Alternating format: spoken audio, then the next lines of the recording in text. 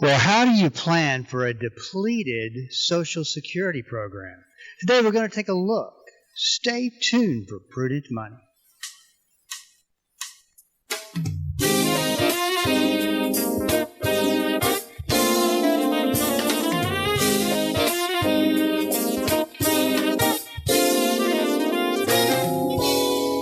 Good afternoon, this is Bob Brooks, and you are listening to the Prudent Money Radio Show. Thanks so much for joining me today. You know I do appreciate it. Listen, I'm live and want to give out the number if you've got a question, like to call into the program. I'd love to take it. We're going to be talking about Social Security today, what it looks like down the road, what could happen, and talk about some potential solutions. Don't let that stop you, though. If you got a question, has nothing to do, we can always come back to topic.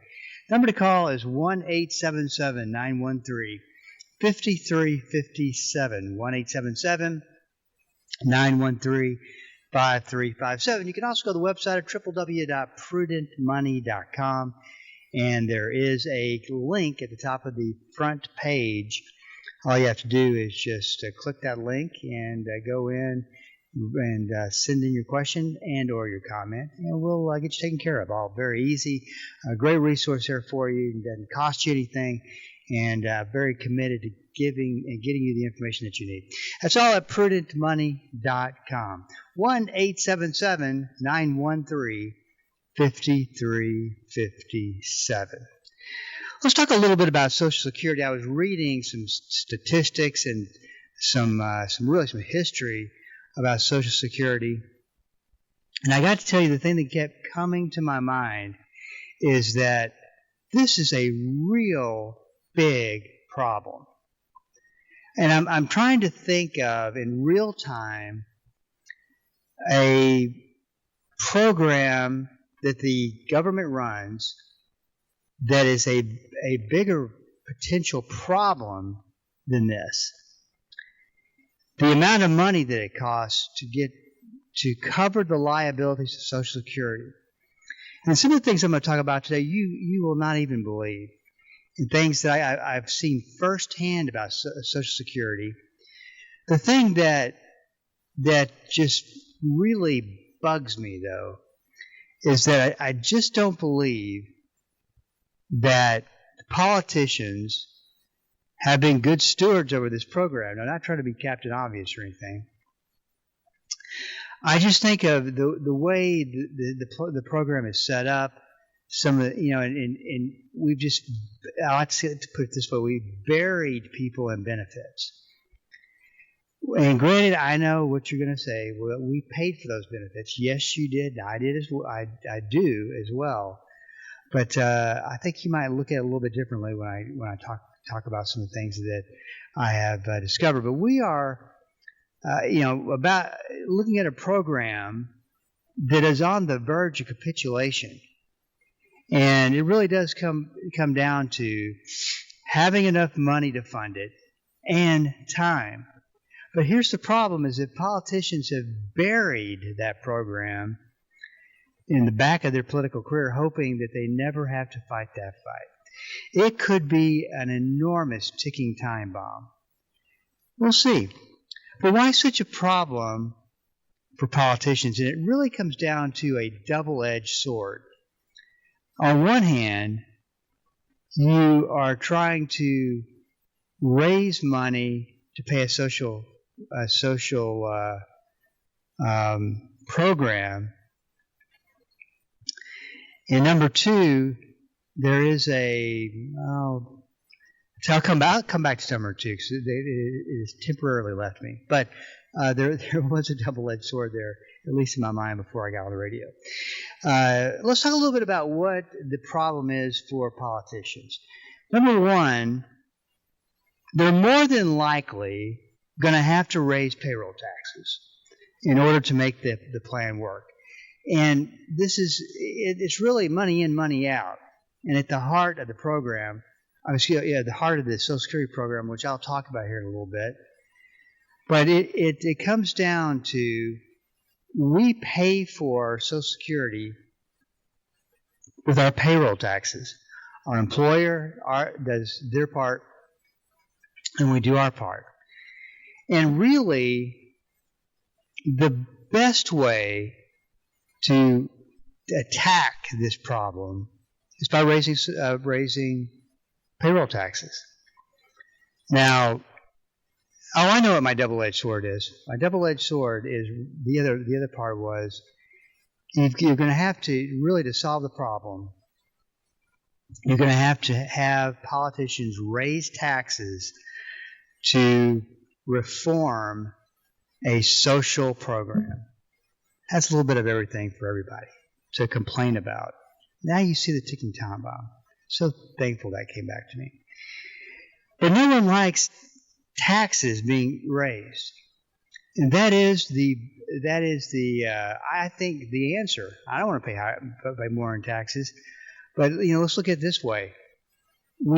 All of us, most of us, have paid in over time, and we should get the benefits that we have coming to us. And I get that, but I think it's a much bigger problem than that.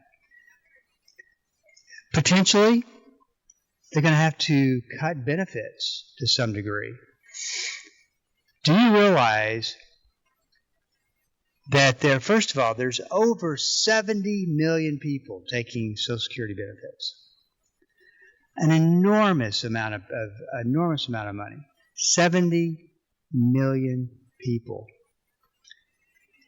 And if you really have two components to funding Social Security. The first one is you have the Social Security trust fund that has had money accumulating inside of it. Then through payroll deductions, you pay, I pay, our employers pay. That money goes into the Social Security trust fund. So you have this, let's call it a bank account. You have this big bank account where all this money comes in every month, every week, I guess. Let's say it that way. And that money goes out the door, out of that account, to pay Social Security benefits. So we have money coming in mixed with the money that's already there, that's accumulating, and money going out. When they talk about the trust fund being bankrupt, what they're saying is the trust account doesn't have any more money in it. The money comes in and it goes out. In fact, you might as well bypass the trust fund because it's just the money comes in 1 second and it goes out the other to pay. If we were relying completely on Social Security to pay our benefits, we would have to give up 23%. 23%. Instead of getting 100% of what you're getting, you would get 77%. Now that doesn't sit well with the American people either. It's a very, very big problem. Future payees, your kids, my kids, probably will find themselves in a position where they will have to delay the receipt of Social Security, starting it later, which is not a bad idea at all. Could take a great deal of pressure off the process. In other words, this may be a forced, you don't have 62, 67, 70 as starting dates. You have 68 and 70, and that's when you start. And of course, you've got people who'd be grandfathered into the situation. But there will be, I do believe this, if they will reform Social Security, that is going to delay payments. Now, we may get the political answer. The political answer is make it look like we've done something, change the narrative, and spin the message. And then by the time the current administration, I'm not talking about Trump, just talking whoever was at the time of the administration that they leave, they've served their time. It won't be their fault because they quote unquote fixed it, right? But they're out the door, and then leaving the next administration with the problem. But they should have made this progress, fixed this program, reformed it a long time ago, like 20, 25 years ago. Of course, that doesn't go along with the luxury of kicking the can down the road, right? We don't get that option. And do the politicians love to kick the can down the road. But think about if they would have reformed this and done it in such a way, they could have turned a program whose original intent was not to give a big financial benefit to people who may not need it, but to help Americans get back up on their feet again. It would have been a great situation, and it would not have been as expensive probably to fix. Now, it's coming. As I said, the double-edged sword. They have to raise taxes to pay a social benefit. The government's been doing that for a long time. But I know it's you paid into the system, and you should get your benefits. I get that. Let's take a break and go to the break. 1-877-913-5357. This is Bob Brooks. Be right back.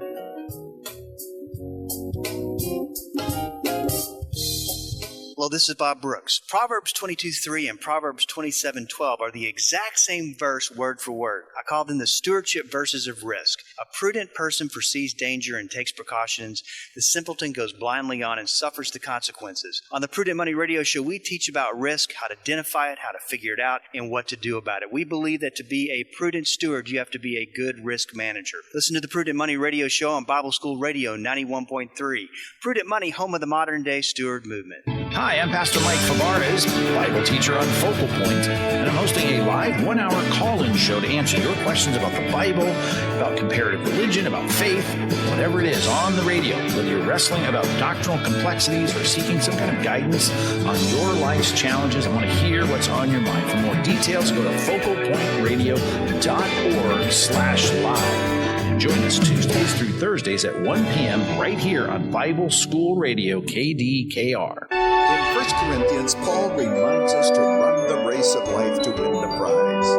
Join me, Dr. Erwin Lutzer, for Running to Win. Be strengthened to finish your race with confidence. Weekday mornings at 8 o'clock here on KDKR. Welcome back. This is Bob Brooks, and you are listening to the Prudent Money Radio Show. Thank you so much for joining me today. You know I do appreciate it. 1-877-913-5357. I'm live today, and thankfully I'm alive, both. And we'd love to hear from you today if you got a question. 1-877-913-5357. We're talking about the problem, the very, very big problem with Social Security, and what it really looks like. And I was talking earlier in the first segment that this is something that is a ticking time bomb, and I really can't. I guess you would fit Medicare inside of this problem. And of course, don't forget, you've also got the disability aspect of this problem, which is really important as well. I think those are sometimes missed. So when was Social Security invented? It was created when the U.S. was just beginning to recover from the Great Depression. Millions of people still out of work. And of course, there was alarming concern for the elderly and retired Americans who'd lost absolutely everything. The original Social Security Act was signed into law by President Franklin D. Roosevelt on August the 14th, 1935. The act created a new federal agency, Social Security Board, to ensure that American workers would continue to have income after retirement. You read something like that, and I could continue. The original 1935 Social Security Act provided for old age or retirement benefits, aid to dependent children, and unemployment business insurance. I don't know that I knew that about the unemployment insurance. So let me give you a couple things to just kind of resonate on for a second. One of the reasons I'm even talking about this today is because I came across a study, and I've seen these through the years. There are tons of these studies over the past 34 years that I've been an advisor, and it would show when approximately the Social Security Fund is going to run out of money, when it goes bankrupt. And I remember when it was in the 50s, then it got into the 40s, then it got into 1935, and now they say, that may not even be 1935, it may be 1932. I did some quick math, and I thought to myself, hey, that's before I retire. Go figure. So 1932, ladies and gentlemen, that's like 6 years from now. Not a very nice thought to have. So think about this for a second. If you are, and I saw this exact same profile in talking with somebody this last week. Maxed out Social Security, made very, very, very successful, made a lot of money. His wife did not work outside the home. He was going to get, hear this number, $5,100 from Social Security. And based on what he was paying in, the enormous amount of money he paid in, I think the guy, he definitely earned the $5,100. $5,100.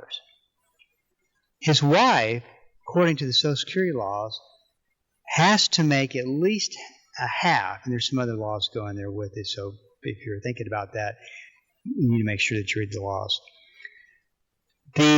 Her amount of money benefit would be $2,550. You add that together, ladies and gentlemen, that's $7,650 a month, $91,800 a year for the rest of your life until one passes. And here's the thing that I wish out of anything that could change, it would be the way that they handle people that have lost a spouse, a widow's benefit. Basically, what they do is, given the example I'll just give you, the $5,100 and $2,550, if the husband died, because he was making the $5,100, if he died, then she would receive, his benefit and lose her benefit. I've never liked that type of situation. So you can start seeing $91,800. That is enormous, just absolutely enormous. And this is I got a kick out of this. The trust fund is called the Old age and survivors insurance. You may have seen it, OASI, old age and survivor insurance. That's interesting. But remember, if that money that's in the trust fund, once it's spent, 77% of the scheduled continued payroll tax will pay for your Social Security benefit. 77%. It will drop from 100 to 77%. So, what are the answers to this situation? And once again, I think especially if you include into the mix Medicare, and you include into the mix disability. Of course, you've got to put those in there. It could be one of the biggest catastrophes that awaits our political system, because the political system just hasn't taken care of what they're supposed to. Interesting situation, huh? I mean, it's. I don't know what the answer. Well, actually, I do know what the answer is. I don't know if we have a politician that will get up and do the right thing. And in fact, you won't just have to have the politician. It will be a group of politicians, leaders, that will do the right thing. And I guess we'll see what comes out of this as we watch that number tick down. Sure does seem a lot further away at 35, 36, or 37. 2032. Say that the right way. It's a problem. It's very interesting deal. We're going to close with this. Dear Bob, how do you think that the economy is going to respond this year? This is a very interesting scenario, and watching the economy, watching stock market, and doing what I do for a living, I just find this very fascinating. Because last year, it looked like we were going to sink into some kind of a recession. That fixed itself, I guess, went away, and then you've kind of got this economy that's barely growing. And if it's growing at all, it's growing sideways. You can see that on a chart. And up and down a little bit, it's making some trails down the road. Not doing a whole lot. I think that's the problem that we have today, is that it's just like with our unemployment numbers that came in last week. There were 150 jobs created. That's wonderful.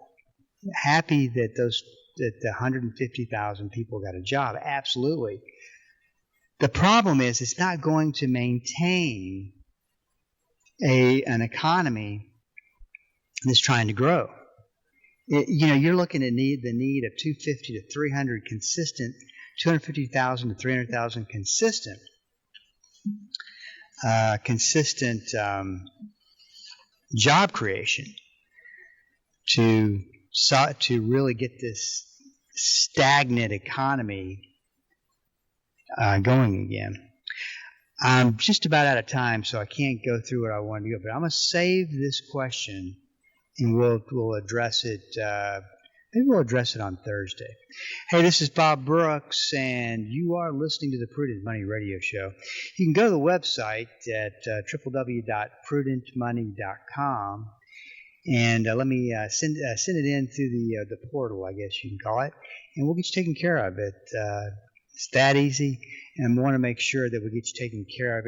That was the whole reason for the website, is to have a place for you to go to ask questions, to read, to get up the curve on some things, and get information that you can count on, that all in one place, and that is prudentmoney.com.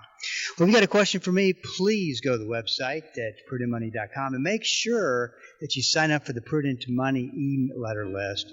That'll get you sent to you anytime we post something, and make sure that you're up the curve on what we're talking about. And send it in And because we are all out of time. Until we do meet again next time, keep the faith. Have a great rest of the day.